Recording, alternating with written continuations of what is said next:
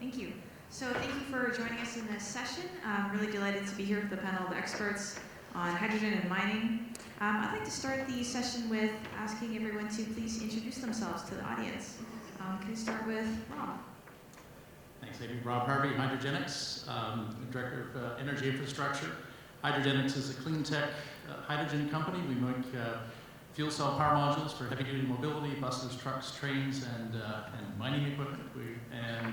We also make hydrogen generation equipment, large-scale megawatt electrolysis systems for producing renewable hydrogen to fuel those vehicles. Perfect. Cohen Lengi from ENGIE's Hydrogen Business Unit. I'm currently heading up the mining program. So what does this mean? We're currently co-creating new hydrogen solution for the mining sector with the different stakeholders, mining companies, OEMs, governments, to really push forward this kind of solution. One good example is heavy mobility, where we have recently signed an agreement with Anglo American to have the first 300-ton hauling truck retrofitted to fuel cell technology. Michel Guinet, Air Liquide Canada, based in Montreal. Air Liquide is a producer, distributor of hydrogen. Business model is basically to produce, store, and have ownership of the complete installation and deliver hydrogen molecule to the doorstep of the mine, basically, or any customer needing hydrogen.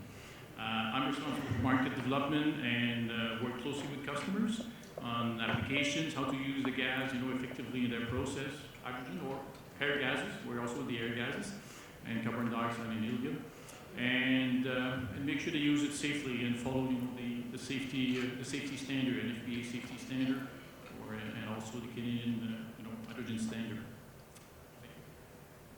I am Daljit Bawa. I do business development for Ballard Power Systems for all kind of products.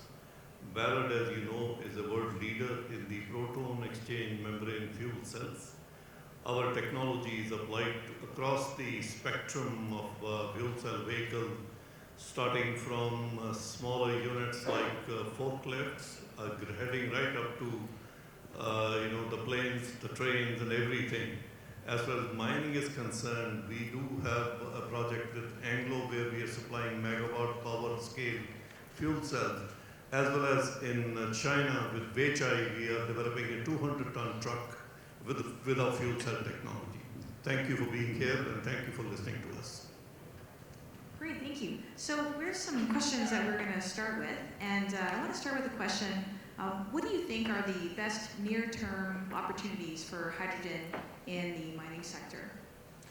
I think the best opportunity is starting with what we have today. I mean, there's great potential in Mark in this presentation. You've got underground equipment and big trucks, but what we have today, we have passenger vehicles, and we've got smaller scale Class 6 trucks and that are available, that have been built and have been running for some time, and buses, of course, for many years. So the near-term application, if you think about the adoption of a technology for miners, would be passenger vehicles to get miners to site. But part of that would be developing the hydrogen fueling infrastructure, getting familiar with hydrogen and the use of hydrogen on site to fuel those vehicles. So that's where I would start. I think I tend to agree in the sense that, and I think Tech Resource showed an example where they retrofit or they have this battery bus. I think indeed a hydrogen bus would be good to get hydrogen in the mining operation so that people also get used to it. But if I could be a little bit more bold, I would even say that hydrogen can be used as well as a chemical building block, which it currently is being done as well. And we could actually make renewable hydrogen, use this to make ammonia, use it to make explosive, which is an element that is used quite everywhere in the mining industry, and it would actually allow the mining sector to start using indirectly renewable hydrogen without affecting anything in their operations. Maybe for people who are not familiar with hydrogen is, I don't like to say commodity, but it's the product that's being used quite extensively by different industries, in the market today for more. I've been with Air Liquide for 40 years, and it was used before I came in for various applications, heat treatment, food applications, for edible oil, even in the coating industry for metal part coating with HVOF, and oil and gas industry has been using it a lot. So in the fuel cell department, if I can say, forklift, it's public information, but Walmart is using it for forklift basically as an energy source for, I'm going to guess, maybe 3 or 4 years, something like this. And there's about 14 or close to 14 to come installation using hydrogen and fuel cells across Canada today. For the mining, specifically for the mining, I do agree with the rest of the people on the panel here. But if you want to install fuel cell in a mining operation, everybody's talking about open pit underground. Above ground would be easier, obviously. Hydrogen storage and supply above ground, as I said, has been done many years ago. So it's going to be relatively easier to install from a safety standpoint. And essentially after that, follow up with underground mining application. The fuel cell technology has been used for mining vehicles since 2010, as you know. Like we've tested those vehicles in South Africa and some of the Anglo-Platinum mines. So basically the technology doesn't change whether you have it on a forklift or you have it on a bus or a plane or a train. It's the balance of plant components which will have to be sized up or down depending upon what's your requirement. And with all this experience of our competition and us, more than 50 million kilometers of actual revenue service with the grace of God, no loss of life, no loss of equipment. Technology is very safe. I think what we have to do is now is change our mindset that it makes sense to go hydrogen. I see, thank you. And so just to follow up with that a little bit, in terms of near-term opportunities, would you differentiate the above ground to the below ground opportunities in any way, or do you think that they're both equal in terms of approachability with your technology today? I think they're equally approachable. The key piece that's required is the OEM who builds the above ground truck or the underground mining equipment. I mean, that's absolutely the key. If I take a parallel with, if you look at commuter rail, for example, Alstom, one of the biggest rail manufacturers, took 4 years to develop. If you're anyone from Ottawa here, if you've seen the Caradia Lint train, the first zero-emission fuel cell train in the world that's been operating for over a year now in Germany is the Caradia Island.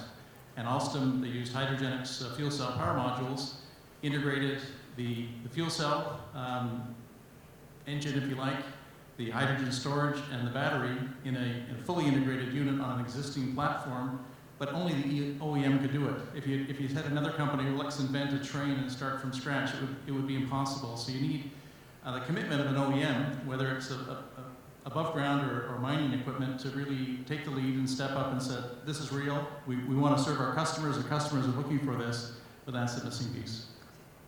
Thank you. Any other thoughts? I think indeed both are possible, but timing-wise, I would rather say that open pit will be there at a larger scale or scaling up more quickly. The reason why is not really the fuel cell technology, it's more the storage technology, because compressed hydrogen, you can use it in an open pit mine without many challenges, but compressed hydrogen and gas in general for underground environment is more challenging. And this is where we need to find new ways to store hydrogen, which can be, for example, ammonia and having an onboard cracking. It can be liquid organic hydrogen carrier. So there's many investigation ongoing in this area. And as soon as they find the right technology, for sure underground can scale up quite rapidly as well. I would say, in fact, open pit, as Cohen mentioned, open pit mine would be low-hanging fruit.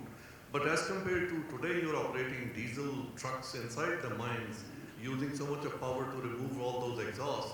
The exhaust from the fuel cells is going to be much lower level. So removing that air is not a challenge.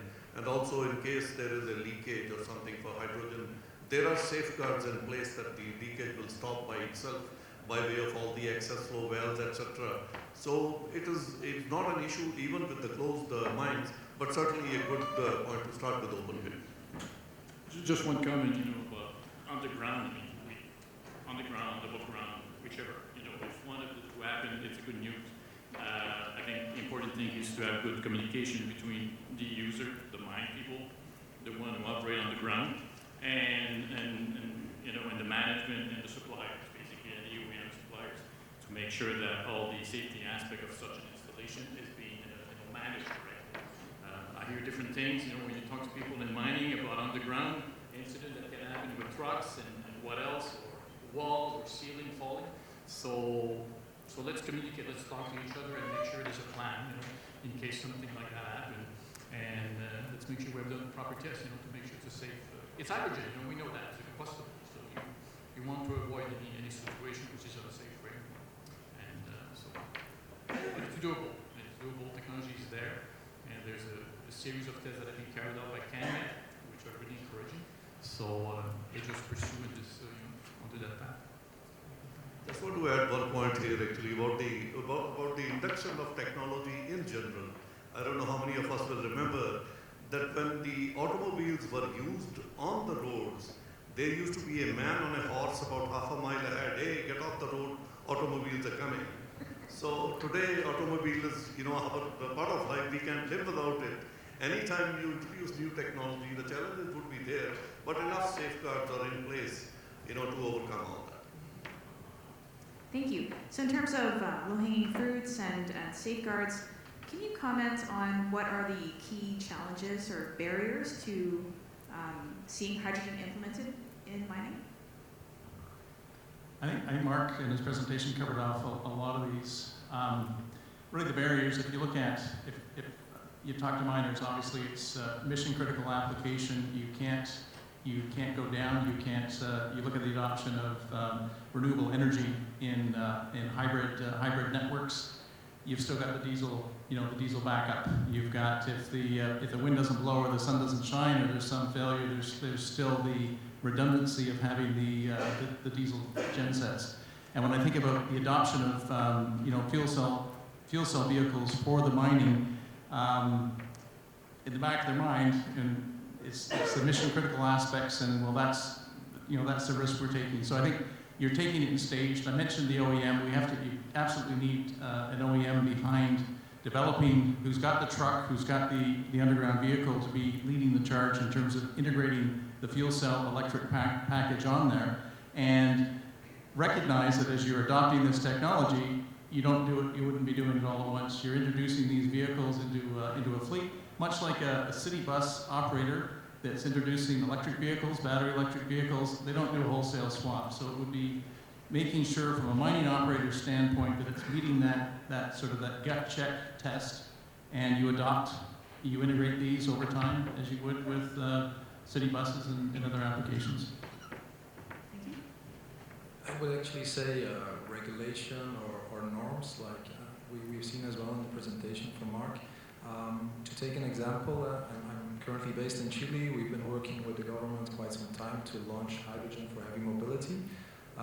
For sure, we can have a demonstration project, but what is really going to be the challenge is for them to set out a complete regulation and technical norms to allow the full scale of this application. I used to work a lot in pulp and paper before, but still, it's a mature market. And when you introduce new technologies, you don't want to be the first, maybe the second, but want to be the third if you prefer. So for such an application, I think you shouldn't look at it just as one entity or one end user, taking all the risk about this technology. I think this should be a common approach by the mining industry, more than one.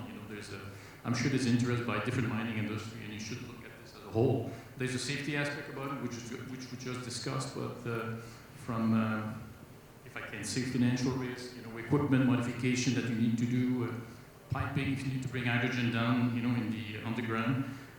Look at this as a whole. It should be a full commitment from the mining industry. That would be easier to adopt, to install in mining operation.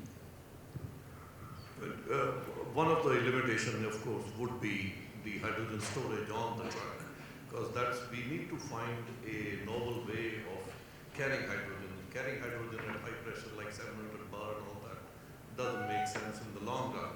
I mean, it's okay for certain science projects to prove the concept is okay, but we have to find some way of, maybe cryocompression hydrogen, or maybe certain other, system by which we can store the hydrogen to give the necessary endurance to the fuel cell. I see. So just to follow up with that, can you clarify that it's the pressure of the hydrogen that you think should be adjusted for these large vehicles? Not necessarily. You don't have to vary the pressure, but we could carry the liquid hydrogen or in a cryo form, and then there are cryo pumps now available that you could take the cryo or liquid hydrogen and pump it directly into fuel cells. All that work is happening, but it will take a bit of time. Or maybe in the meantime, if somebody comes up with like there is a company in Germany called Hydrogenious, which is producing liquid carriers of hydrogen. If we can get that, then we are back into carrying liquid fuel on board with hydrogen element inside. So a lot of stuff is possible. All that work needs to happen. That will help us in promoting this technology. When I think about mining, one of the things I think about is my late father-in-law. He was a miner in his early career, and he said that back in the day, there weren't any overhead protections on the vehicles underground. And so I think about, Rob, when you mentioned the users, to what degree and what sort of approach do you think that mining should take to engage users with this new technology? I think we're doing a pretty good job here at this conference. I mean, it's trial. I was talking with a colleague at lunch, and we were talking about different fuel cell applications and also buses. And the city of Toronto, I just passed one of their new battery electric buses. I think for fuel cell vehicles, the fuel cell electric vehicles, it's trial. So if you get on a bus and you experience, a zero-emission vehicle and the smoothness of an electric drivetrain, and it's zero emission, you're sold. You go to opportunities to drive it. So I think, as Cohen was saying, if you've got mine workers and things, and their first experience is driving or getting a ride on fuel cell vehicles, that's a great way to introduce them. And I think part of the things with hydrogen fueling and having that, as Mark showed, you can have on-site electrolysis to produce hydrogen. For those vehicles, it's simply storage, and there's a lot of equipment on a mining site. But just being the familiarity of, okay, we're doing on-site fueling, we're producing it, we're compressing it, we're dispensing it, and it's normal. And certainly this has been done around the world, for 15 years. This is normal. What's new is putting it on a mining site. Yeah, I agree. Go visit some sites. I said there's about 14 sites right now in Canada. Go visit them. Some of them are for forklifts, some are fuel stations. You got this train in Europe. That'd be a nice trip to go to Europe to see it. But go visit and ask questions and get the feeling of what it is. I had a chance when I was at the conference in Quebec 2 weeks ago to try a car, hydrogen fuel car with fuel cells. So it's like electrical car basically. Essentially, it's very much the same. So you don't feel the difference. And it is quite a good kick down by the way. So. But talk to people who are using it already now, and I'm sure after 3, 4, 5 years of experience using fuel cell, you're going to get really an unbiased opinion from those people who know how they appreciate the technology. Coming back to the mining sector, that's what we are discussing here. As far as the trains are concerned, we have trains in China, we have trains with Siemens, and a whole lot of stuff is happening. Stadler Rail is developing train both for Austria and for California. As far as mining is concerned, I think the mining companies, the government, and the technology suppliers will have to work hand in hand to make sure that basically we are providing a vehicle which does not compromise their production level. That is very important. So I think all of us will have to work together, and it will be work in progress for next 2 to 3 years or something. But I'm sure in a time frame of between 3 to 5 years, you should see more and more mining trucks. Installing, I don't like to call it prototype, but having trucks, a vehicle, heavy-duty vehicle converted to fuel cell, 1 or 2, in actual mining conditions, like underground, I think, which is the worst. I think, open pit is a lot easier. And if I can say, play with it for a while, 6 months, 1 year, get a chance to see how it behaves to corrosion, dust. It's a different environment from outside. And how it maneuvers, what about the refueling, how long does it take before you empty it and you have to refuel it. I think you need to go through that step to really appreciate the benefit of hydrogen fuel cells for mining. I fully agree with these points. I think indeed we need to convince the stakeholders that are related to the current operation. I just wanted to highlight that besides moving to more renewable fuels. Of course, the mining industry is also moving to more digitalization and automatization. So specifically on the drivers, it's very likely that these equipment will be automatically piloted as well, just to highlight. And this makes a good match as well with making it a fully electric system. Great, thank you. Just to remind the audience that we'll have some time for questions at the end of this panel, and we can take questions from the audience as well as via the Slido app as well. So the next question I have for you is, with the stakeholders that you mentioned that are in the audience, what would be the advantages and disadvantages of being the trailblazers and being the first to take this to industry, to market? Do you have any comments on that, and both the negatives and the positives? I can start. I think actually, yeah, so there's of course always a risk of being the first, but I think in this case, you can actually shape the solution or what the solution will look like if you're part of this first mover front. It doesn't have to be necessarily one mining company or one OEM. We've heard a lot about collaboration, but really being part of this first engagements allow you to make a solution which is matching with the operations that you see for the future. So I think it's a big advantage. Basically, it places you in a leadership role. That it's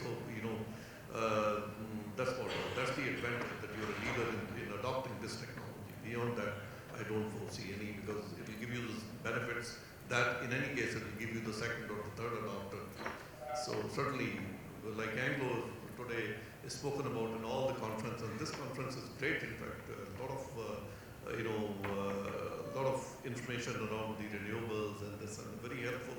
But that would be the advantage to the first adopters. If you're the first to use it, you're the first to benefit from the advantage of it.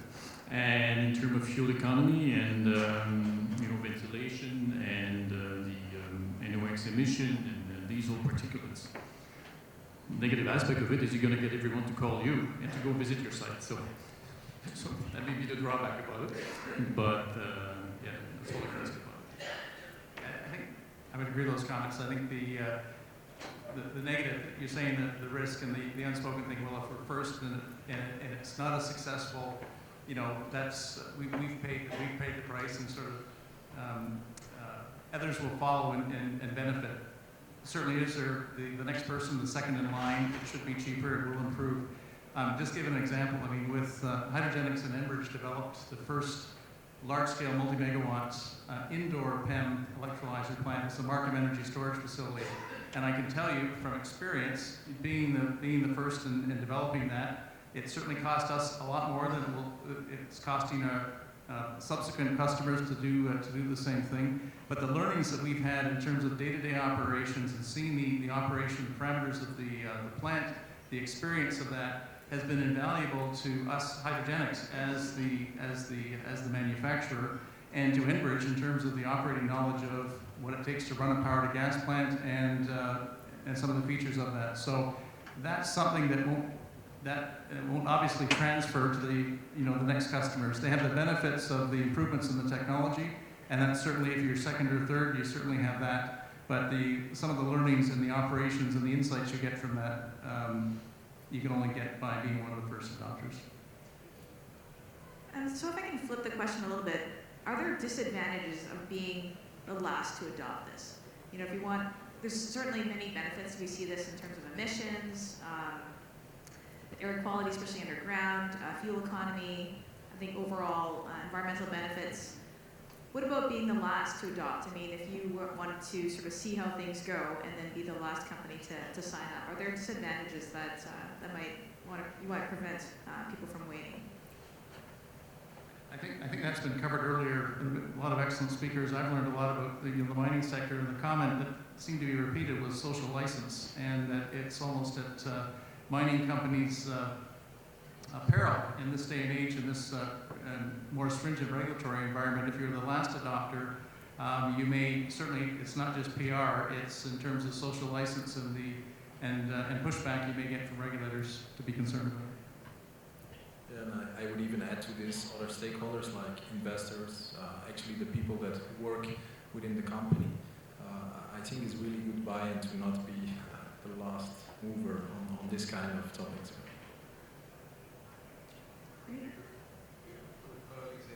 is just like, you're in a class, the guy who raises the raises the hand to answer a question, the answer is never asked to him, but to the last one. So he gets into trouble and pick the last guy. So let's leave it at that. But obviously, as a technology supplier, we would be more willing to work with the people who were the first adopter rather than the last adopters. Great. So to encourage people, are there, whether you've been involved with them, you mentioned one in Markham, your test site, are there examples of pilot sites where mining is adopted hydrogen that we could look to for insight?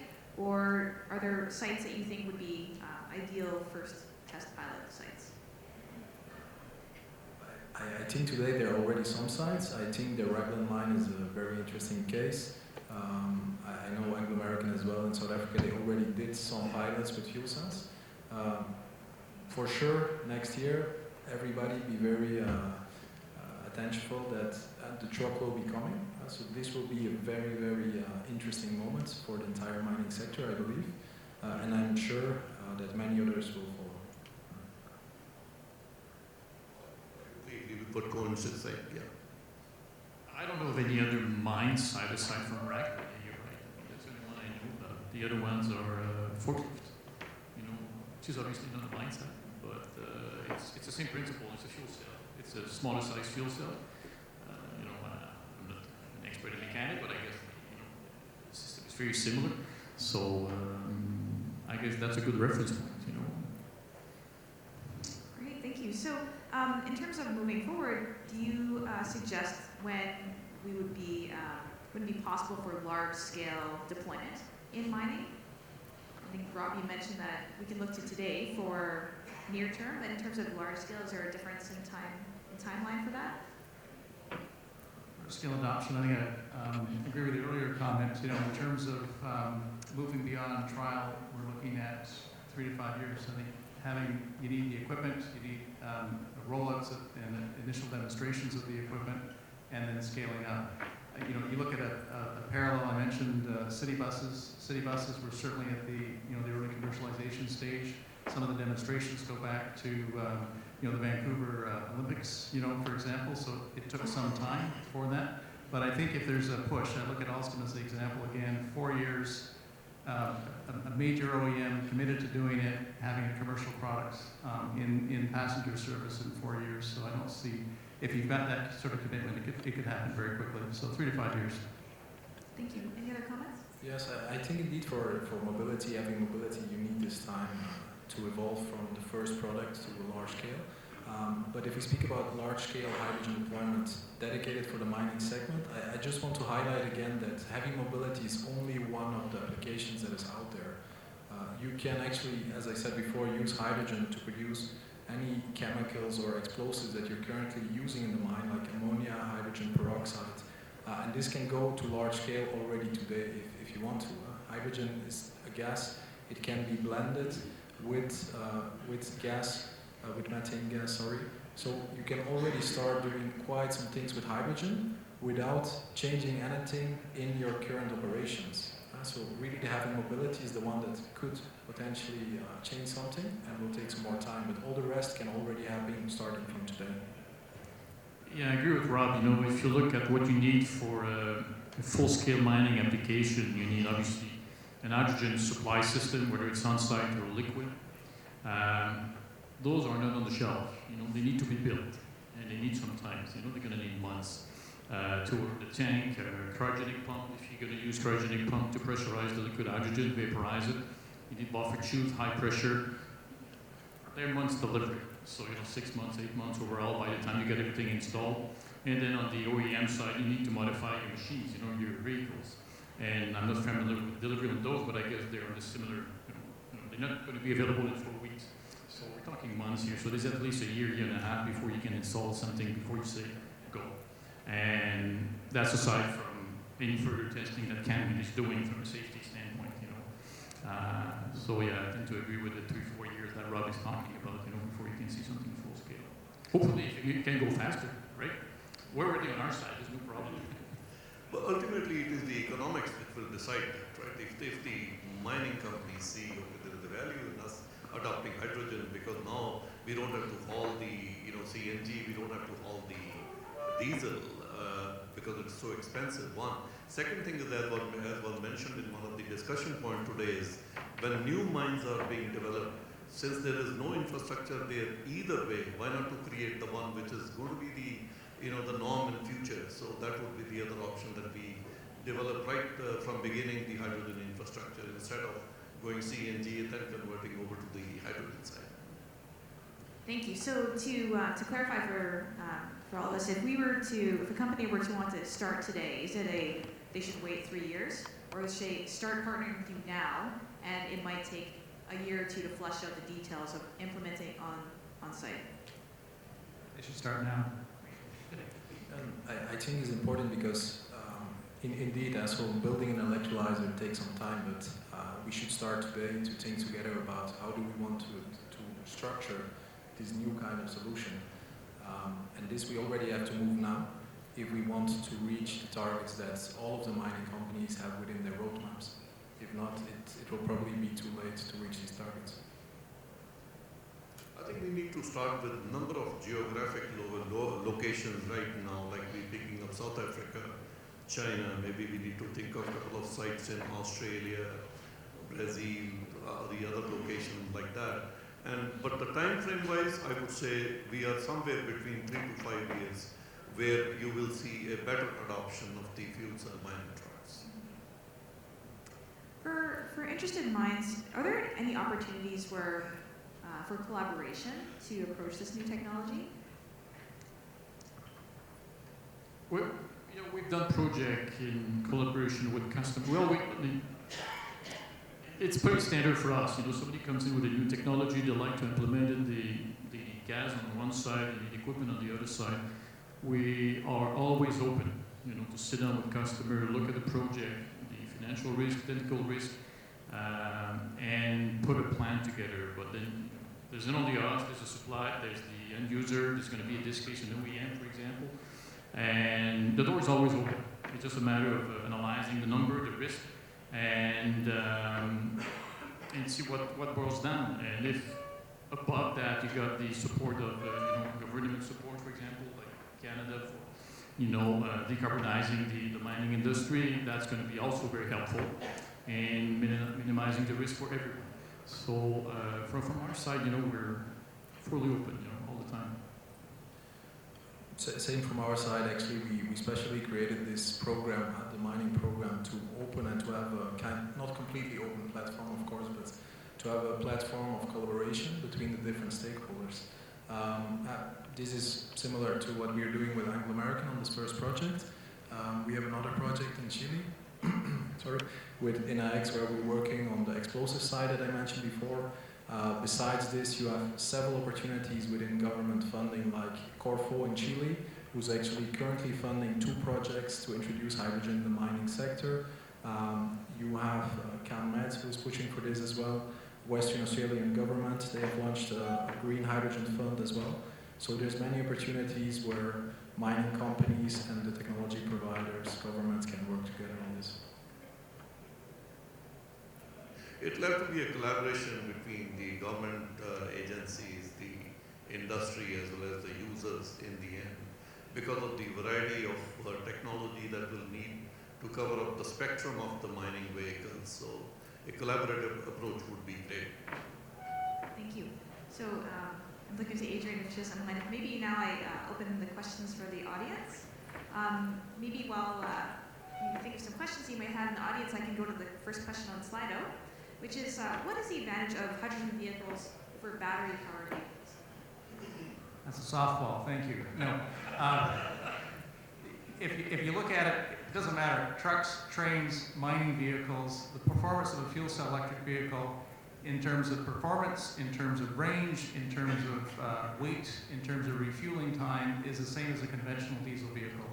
I forgot to mention, Hydrogenics is now part of the Cummins family, and Cummins has made the acquisition because they recognize the importance of having a variety of platforms, powertrain platforms, to meet the full spectrum of needs of their customers, and they recognize that a fuel cell electric powertrain is equivalent to a diesel powertrain. Sorry. Go ahead. Flexibility, I would just like to add flexibility of operation. As you know, the trolley buses are also zero emission buses, but the fact is that you are so tied up to one route. Now all this talk of the en route charging, basically we're going back to the trolley bus era in fact. The moment you have a fuel cell hybrid bus, you can tell the driver to go to on route A or B or C. The rest of the three features, as mentioned by my colleague here, are great actually. The range anxiety, the the weight of the platform, as well as the refueling time. Less than 10 minutes, you can fuel a bus. A mining truck may take about 20-25 minutes, and you pump in so much amount of energy into the vehicle that cannot be done by any super fast charging infrastructure even. I'm not an expert in fuel cell, but one thing I heard is if you go with fuel cell versus battery electric vehicle is the lifetime of the battery. When you recharge battery with fuel cell technology, you're always within the range of the battery, which is optimum. So it's going to last longer. What I hear about is that it's going to last 2 times longer than a standard battery. You will be emptying, recharging. So that is not negligible cost, operating cost, and capex. I think to add 2 points, actually, rather than saying battery versus fuel cell, I would really like to highlight that in most fuel cell applications, there's still a battery in this overall system. We heard a lot in this conference about hybrid power systems. Actually, what the future is for heavy mobility is a hybrid power system. How big is the battery versus the fuel cell? This will really depend on how the equipment is being used and also on the cost of electricity versus the hydrogen. This from one side. On the other side, we have to be careful with batteries, depending on the chemistry that we use, that we are not creating any passives, which for fuel cells is not the case, just to highlight this risk. So just to touch on batteries a bit more, are there clear advantages, aside from charging? And I'd like to know what sort of charging times you think it would take for these large vehicles for batteries. If we remove the fuel cell, is there an advantage of using pure batteries? I don't think so. I mean, we've talked about the performance applications, and I think you talked about the refueling time that you'd estimate at 20 or 25 minutes using hydrogen. But it's not just the length of time for the charging, it's the size of the megawatt size of the charger to actually do it so you either have a very large charging time or you've got a massively, 5-10 megawatt charger to charge it in a very short time. You guys can comment, but what about the size of the battery in a fuel cell versus just battery? I mean, is there a difference? Or it's the same size of battery? You need 100 kilowatt in one case, 100 kilowatt in the other case. I think with fuel cell, much more. In case with the fuel cell and the battery, like take the case of a standard 12-meter bus. The Proterra bus gives you 380 kilowatt hours of battery. The moment you put a fuel cell on there, now like a Flyer fuel cell hybrid bus has got only 60 kilowatt hour of battery and an 85 kilowatt fuel cell with about say 40 to 50 kilograms of hydrogen. Which is the battery for the fuel cell, in fact. 50 kilograms of hydrogen is 850 kilowatt hours of usable energy. So the battery size goes down, and so does the weight of the platform. Can you comment on what you think are the opportunities or disadvantages of power to gas in the mining context? Power to gas is using on-site electrolysis to produce renewable hydrogen. The advantages of doing that, especially for remote mining locations, is that you're producing the hydrogen on site. There's no need for any transport or distribution of the hydrogen for that. And it can be stored in a gaseous form, and you'd be using that for the fueling right on site. The disadvantages, I think, is familiarity. If you've got a mining operation, this is now you've got fueling. You're not just taking deliveries of fuel. You need the experience and expertise in running this sort of plant. It's another piece of equipment, and that initially would be a disadvantage. I think it's a very good question, because power to gas, it really comes back to what was already mentioned, that people are starting to tend to make the link between renewable generation and the fleet. Actually, power to gas, or saying electricity and hydrogen in combination, really brings to life the key advantage of hydrogen, which is it's an energy vector. So you can use it as a buffer, you can use it for heavy mobility, you can actually use it to co-fire in any thermal application that you have. And this really provides a very flexible and stable system for your mining site, and if we zoom out, as a global energy system as well. There's not much I can add, except that, in Quebec, we have a different situation. In Ontario, we got cheap power, hydropower, and sometimes, if you got low demand, you got excess, water available, you can generate the power. You could use that to store energy, as you just said, in the form of hydrogen. For other places like Ontario, I know the price varies, over the day. So I'm just saying, maybe there's a niche over there where you can use the lower power price to store this energy in the form of hydrogen and use it later when the price is high. Raglan is a bit like this. I think Raglan, the mine Raglan in northern Quebec. I don't do anything, we don't do anything like P2G, but the fact is that as the volume of platform goes up, there will be companies, the gas suppliers will come and support the mine operators. Then they don't have to sort of own the infrastructure, because there will be people who will supply them the gas. And just now, the way diesel is being supplied, only the advantage is that they have now got it right under their umbrella, where it can be controlled very easily. So that would be the advantage. Okay, power to gas is very exciting. I'd like to welcome a question from the audience. Hi, my name is Ron Bowes. I'm from Glencore in Sudbury. My original question you mostly answered, which was going to be with respect to our new mines will not have diesel equipment, but currently we're looking at battery electric. So do you think, if I were to draw an analogy to the audio world, are the current battery electric vehicles, the battery sources, are they going to be like CDs and hydrogen fuel cells are going to be the download? I think it really depends on where you're using it. So, of course, there still is a range where battery will suffice. I think as bigger the application gets and as more intensive the use and the range is, really hydrogen will come more and more into play. So there probably, but today there is no battery in this space, I would say. If there would be, probably it will lose some terrain against the fuel cell technology.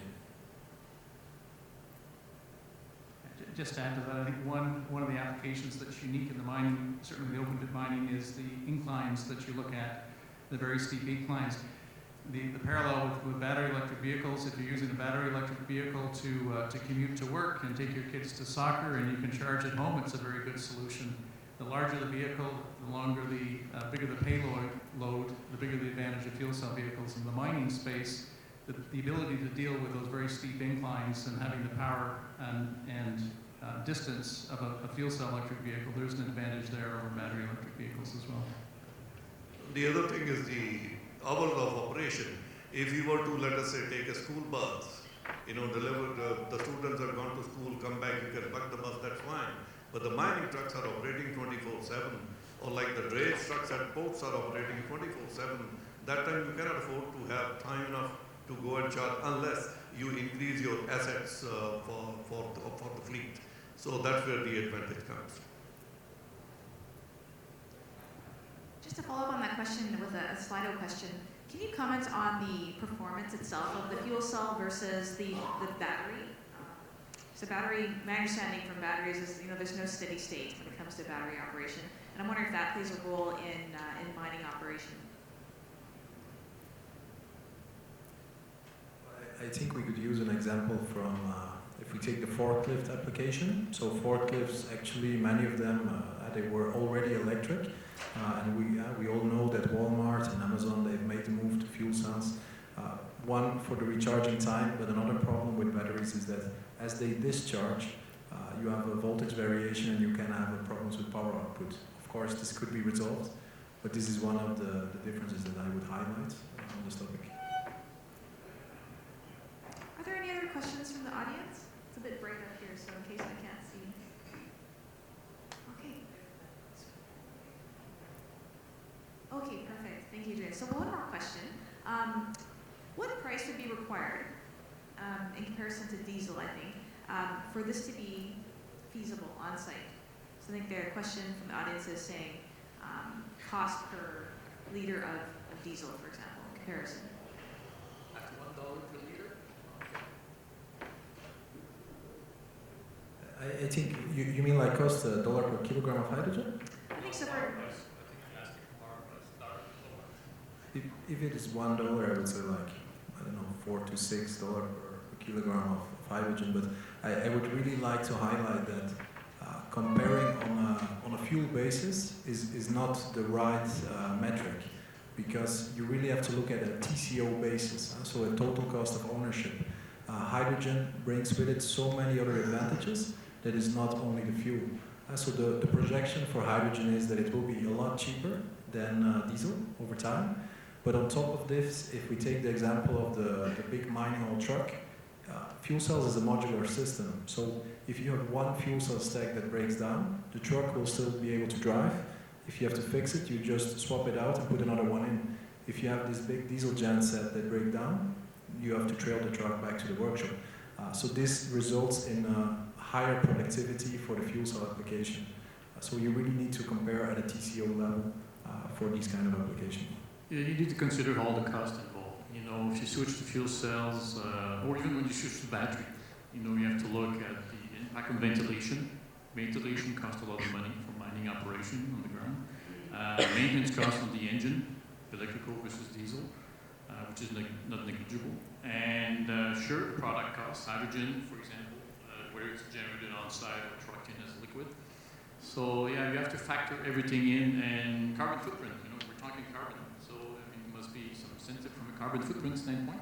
It's maybe $15 a ton now. It could be 20. It's supposed to be 50 in 3, 4, 5 years from now. So we have to factor all the costs in. I don't think it's a fuel-to-fuel comparison that you can do. okay, well, I'd like to thank the panel for all of this valuable expertise and sharing your thoughts today, and I'd like to thank the audience for the questions and for all your attention. And I think maybe Adrian has some final words. Thanks a lot, Amy, and thank you. Please join me in thanking this panel.